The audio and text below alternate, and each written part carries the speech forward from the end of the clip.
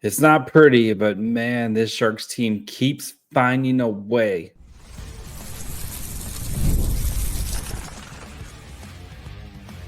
You're Locked On Sharks, your daily podcast on the San Jose Sharks, part of the Locked On Podcast Network, your team every day. Hello, welcome to Locked On Sharks, the premier hockey podcast covering your favorite team in the Bay Area. My name is JD Young, caretaker at the Reef, also the co-host of Locked On NHL. I want to thank you for making Locked On Sharks your first listen, proudly part of the Locked On Network, the number one sports podcast network. We cover your team every day. And if you want to be an everydayer, all you have to do is just follow along wherever you get podcasts. Of course, you can watch on YouTube as well. And the San Jose Sharks, these scrappy Sharks, never say die Sharks, find a way to hold on against the hated LA Kings in a 4-3 shootout. We're going to talk about getting contributions from up and down the ice tonight.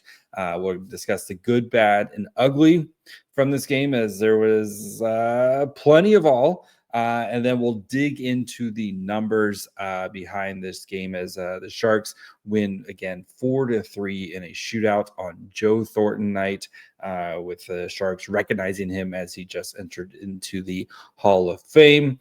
So let's start with the big takeaway from this game, which has to be this team just continues to find ways to get it done.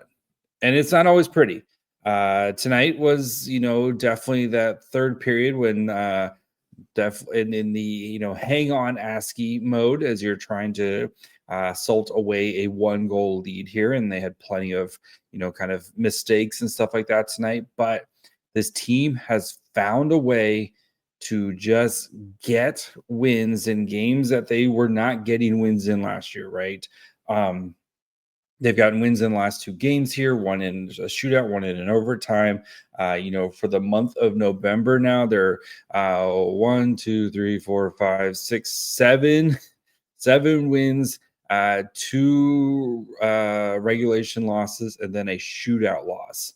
And yes, a lot. 4 of those wins are overtime or shootout, but still, they don't ask how, they just ask how many, and the Sharks continue to find a way to get it done, right? This team that won 19 games last year is already halfway there with 10 this year. So, it's incredible that this team continues to find ways here. So, and I think tonight, the performance of tonight and the players who stepped up the most were big reasons for the Sharks win. And I think kind of embodies the Sharks where, lately it's been very much the Macklin Celebrini show. Celebrini had an up and down night, and Will Smith had a good night tonight. We'll talk a little bit about them more in a minute, but getting guys like Collin Graf, who had 2 assists, Ty Dellandrea with a goal, and Adam Gaudette with a goal, Philip Kurashev, who had a goal in a shootout, getting contributions from guys like this. And Ty Dellandrea, let's start with him, because I thought he had an excellent game tonight, was all over the ice. Really loved his game and what you saw from him. Had a chance to kind of salt this thing away it would have been like the cherry on top tonight if he'd gotten a shorthanded goal and a breakaway there. Would have just been kind of like this nice cherry on top for what would have been one of his best games in Teal. But a guy who just looks like a different player this year, and we saw it in the preseason, we saw it in early season, and he's just continued to carry it over, and has really slid into his role and has been doing a very good job at it. And we got Gaudette and Graf put back together here as a move that I had talked about, on the last episode of maybe swapping Toffoli with Graf. And this line tonight, what do? Right? They had 2 goals. Graf had 2 assists. Graf was excellent tonight, as he continues to be, and making things happen. And whether it's in the offensive zone or the defensive zone, he's great on the penalty kill. Like, Graf, just that underrated, scrappy, whatever you need me to do, coach type of player, was on full display tonight. So, and Kurashev, right? Yes, Kurashev's playing top line minutes, but is definitely not the first guy you think of when you think of the San Jose Sharks. But tonight, right, getting that goal, on some great work by Celebrini and great work by Smith, and Kurashev with that goal, just an absolute, like, beautiful display of patience, where he just outweights both the defender and the goalie there, and just puts it home. And then I like the no nonsense approach in the shootout, where he just goes down and he just rips it, and he says, "Good luck trying to stop this." Just again, like, good to see where the Sharks just not having to rely on Macklin, Celebrini putting on the Superman cape, and not having to rely on Will Smith be out of this world every night. And they had to rely on Askarov a bunch tonight, but good to see that you can win some of these ugly games a little bit, right? Where, definitely a seesaw battle type of game, where the Kings are dominating for parts and the Sharks come back.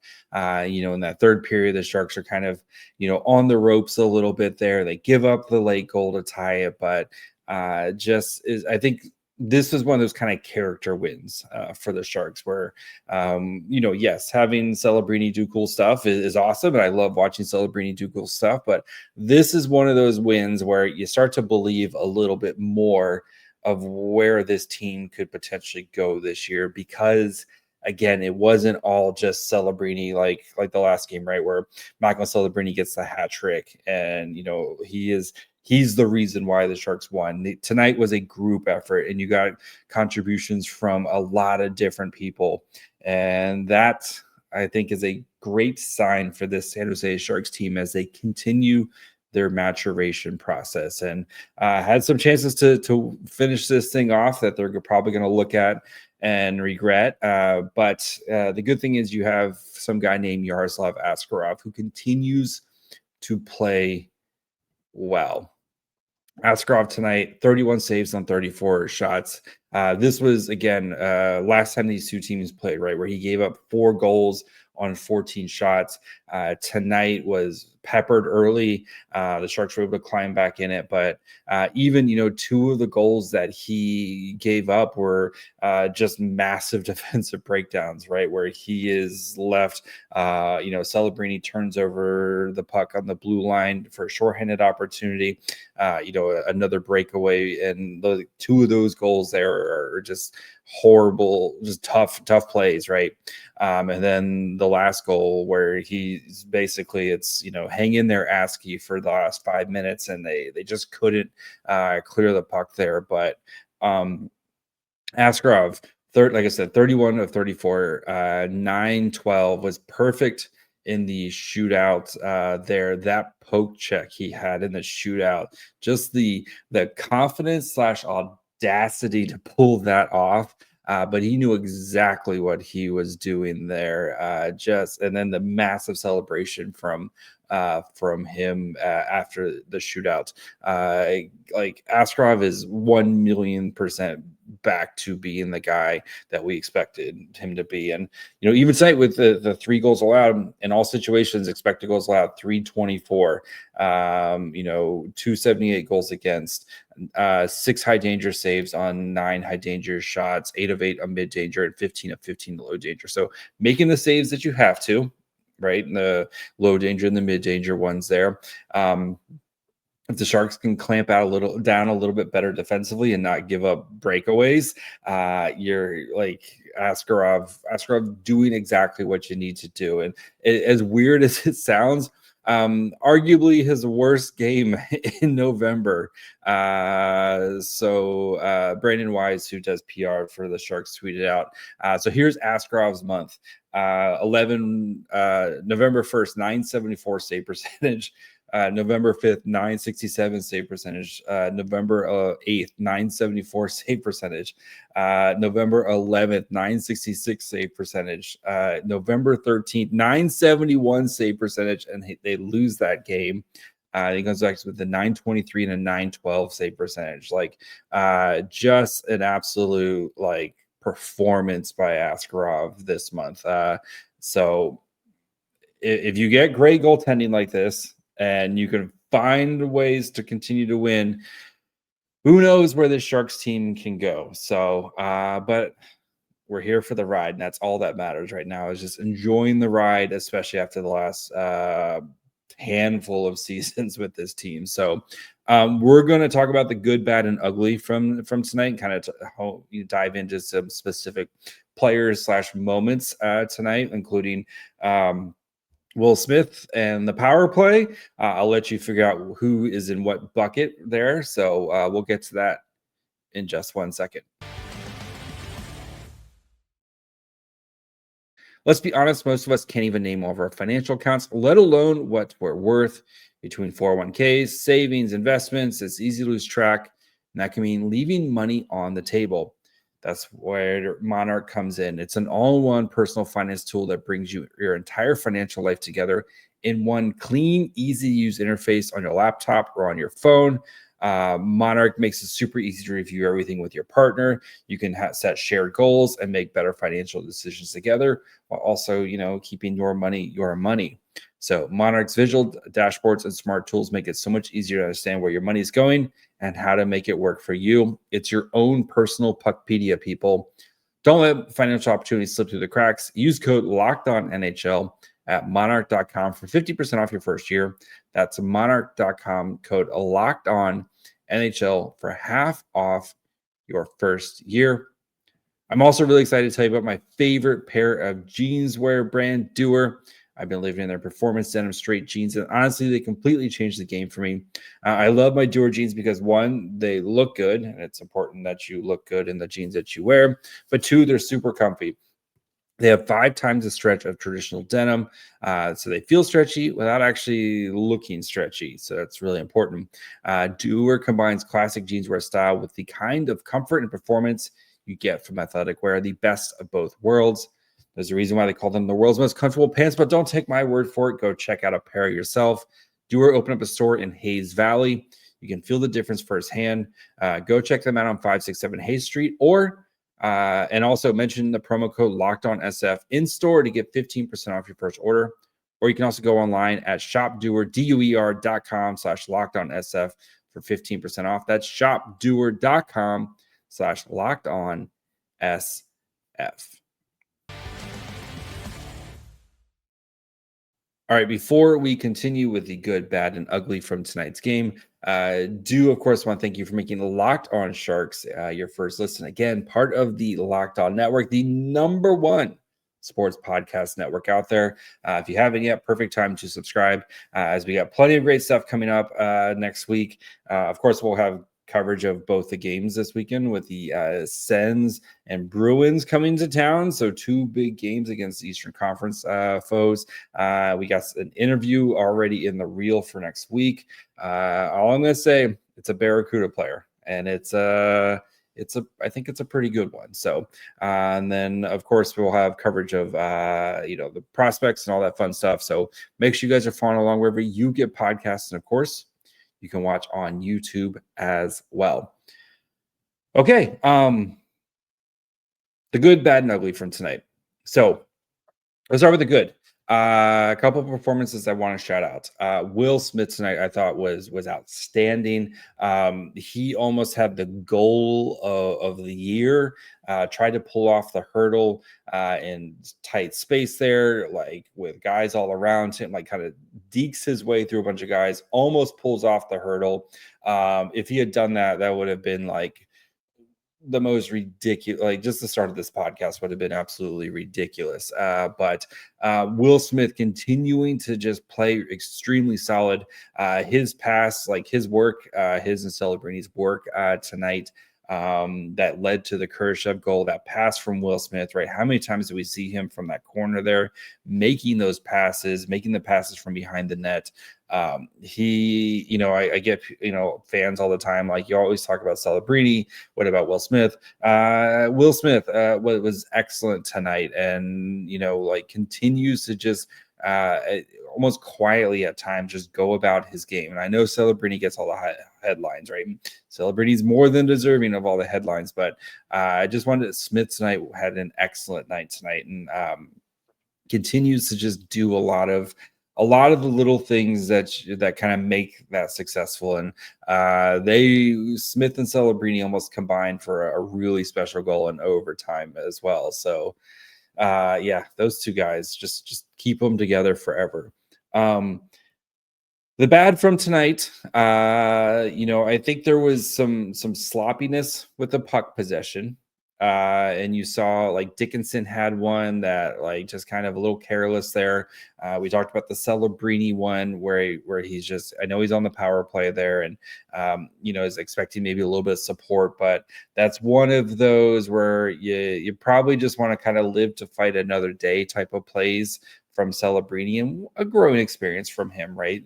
Like, he's too smart of a player to not continually kind of make those mistakes and to learn from those mistakes. But I think the puck possession, and even in the beginning of overtime, where it was just everything just kind of felt a little hard, a little off. And the Sharks got it going in the second half of the overtime. But, that's something I think that they're going to want to continue to work on, right? Is just kind of being cleaner, especially with the exits. And I know the defense is always jumbled, and they're always mixing things up and trying to new guys playing with different guys. And that's the problem when you have 1,000 defensemen, as the Sharks constantly do right now, is, not everybody's playing every night. So I think that once you get your 7 defensemen, because I think the Sharks really need to get down to 7 defensemen here, and like get it honed in with your 7. Once you get down to your 7, I think you'll see that continue to get better, but just a little bit sloppy, and led to some problems for the Sharks, of course, and you're not going to continually get away with that. The ugly from tonight was 1,000,000% the power play. And it's not like this Kings PK is good. Like, this Kings PK is bottom of the barrel. Yes, they're very good defensively at not giving up goals, but, like, if you watch the preview, like, the Kings PK is right there with the Sharks, like, not a great unit. And this PK, like, the Sharks power play tonight was rough. From San Jose. And it's at times it looks immaculate and they do crazy things, and at other times it looks like they've never played hockey together at times. And yes, I know Klingberg was back in, and you're going to give him that one, back there, but I'd like to see, again, I'm going to continue to say, like, more than a game of not Klingberg on the power play, and let Orlov get on the power play, and try to build some chemistry that way. And I wonder how much longer we see it without Toffoli on the power play. So because they got to do something else here, because it has really struggled. And if you're going to be this team that kind of gets outplayed for majority of nights, and you're going to have to be scrappy and try to find ways to score goals, you can't live in a world where your power play is this ineffective for this long. So the power play tonight, I thought was just horrific and unable to get set up. And even on the second unit, right? Liljegren, who I thought played really well tonight, but I would rather see that spot go to a forward like Collin Graf, and a guy who can play a lot of different roles, and I think has a bit of an underrated shot. I would like to see that instead of running just Orlov Liljegren on the back end there, and you're almost kind of waving the white flag when you throw out the 2 defensemen, and especially 2 defensemen like Orlov and Liljegren. they're perfectly fine defensemen, but if you're not going to run out like Dickinson out there, like if you have Dickinson out there, then I can maybe see like having an actual other defenseman with him, but just a little bit tough, I think, for the power play. And you wonder with some time, right? You get through these 2 games, you got a little bit of time.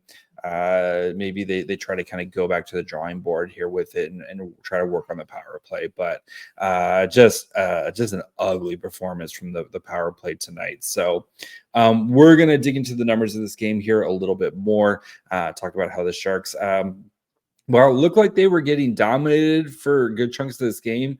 They actually took advantage of their opportunities tonight. So we'll get to that here in just 1 second.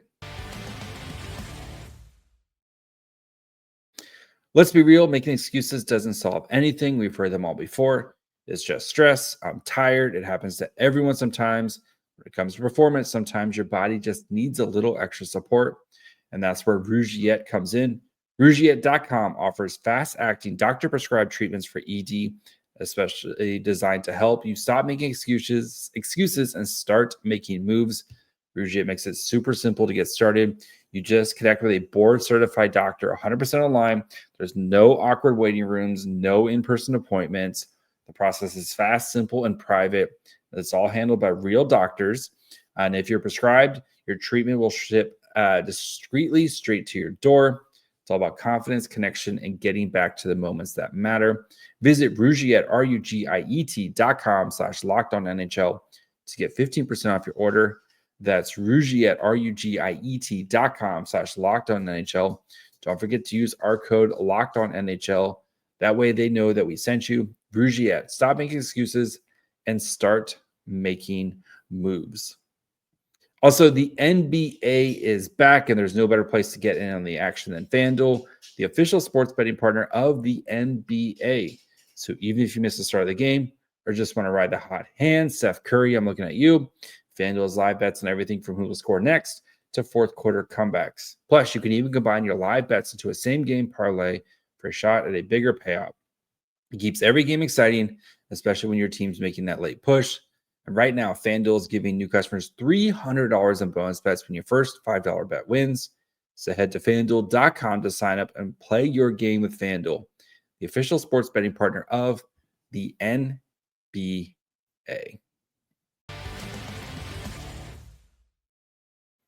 All right, before we finish up, of course, want to thank you for making Locked On Sharks your first listen. When you're done with this episode, go check out the Locked On NHL Game Night. They have every game, every night until a Stanley Cup champion is crowned. You'll get local analysis on a national scale. Find NHL Game Night on Locked On NHL on YouTube or wherever you listen to podcasts.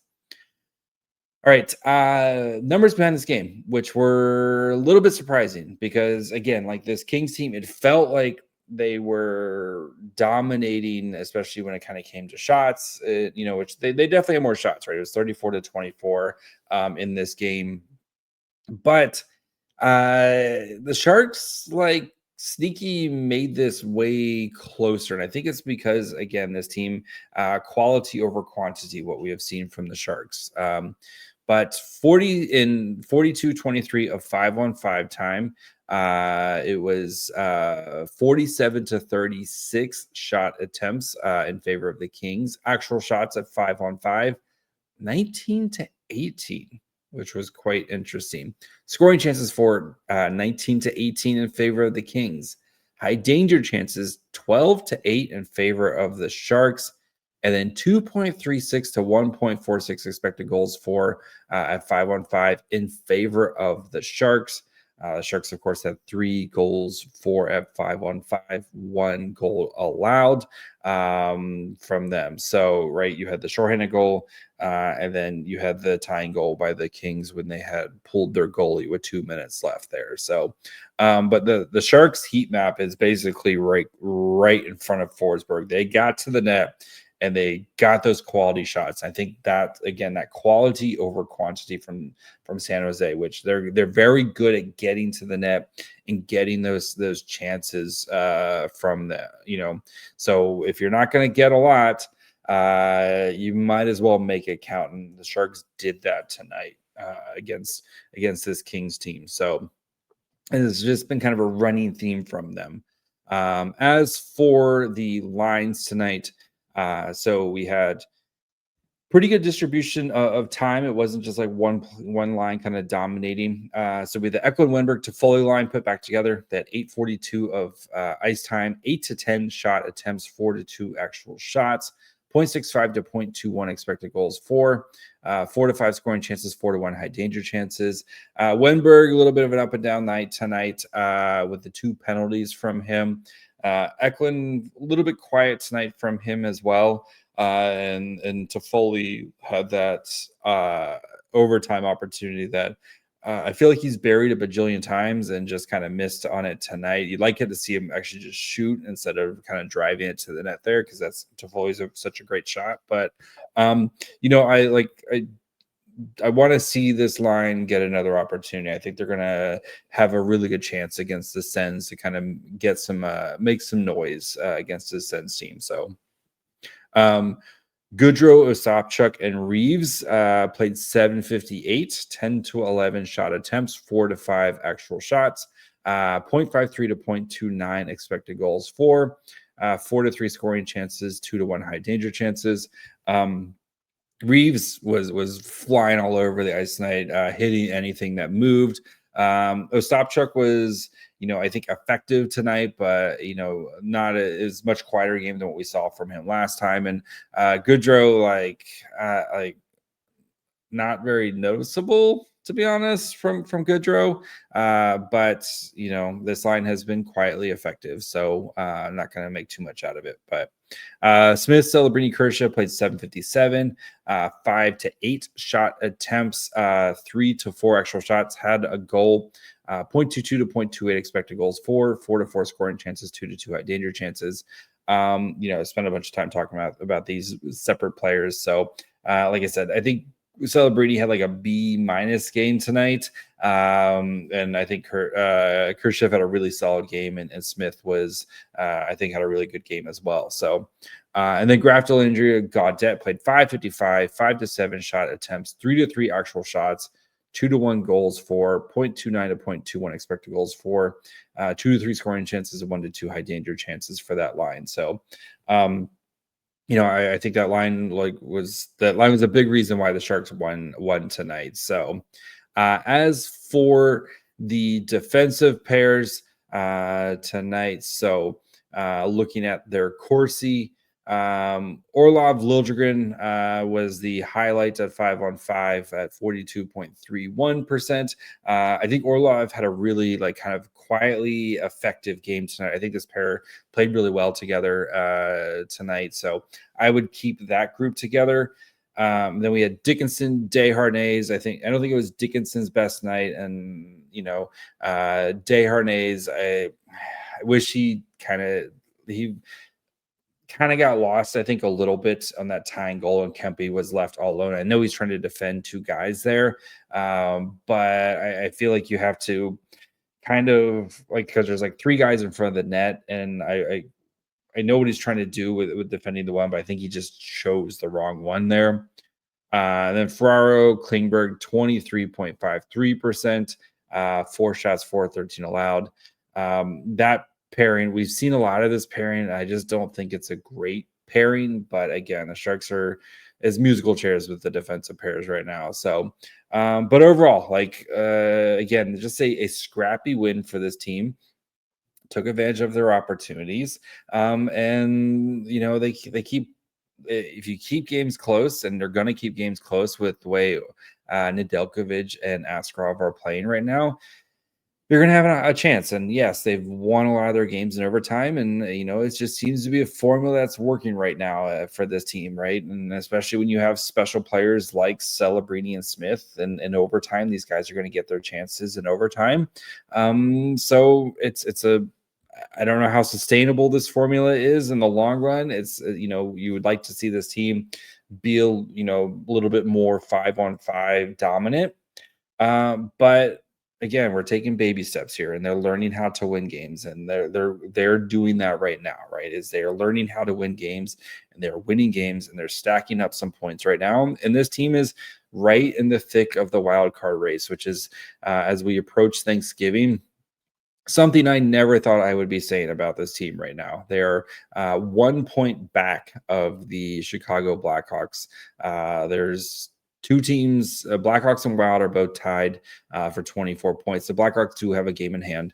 And then the Mammoth, Shark, Oilers are all tied with 23 points. So like they're right in the thick of it, and they're only 2 points behind the LA Kings right now. So again, not the prettiest. But right now you're going to take it because this is fun, exciting hockey. And we have been craving fun, exciting hockey for a long, long time in San Jose. And we are getting it.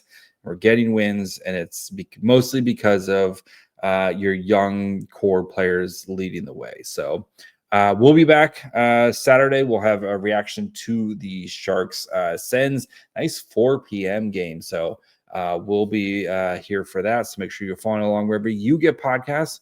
And of course, you can watch on YouTube as well. Follow the show on Twitter, Facebook, Instagram, and on TikTok at Locked On Sharks. Follow me on Twitter and Blue Sky at My Fry Hole. Until Saturday night. Bye, friends.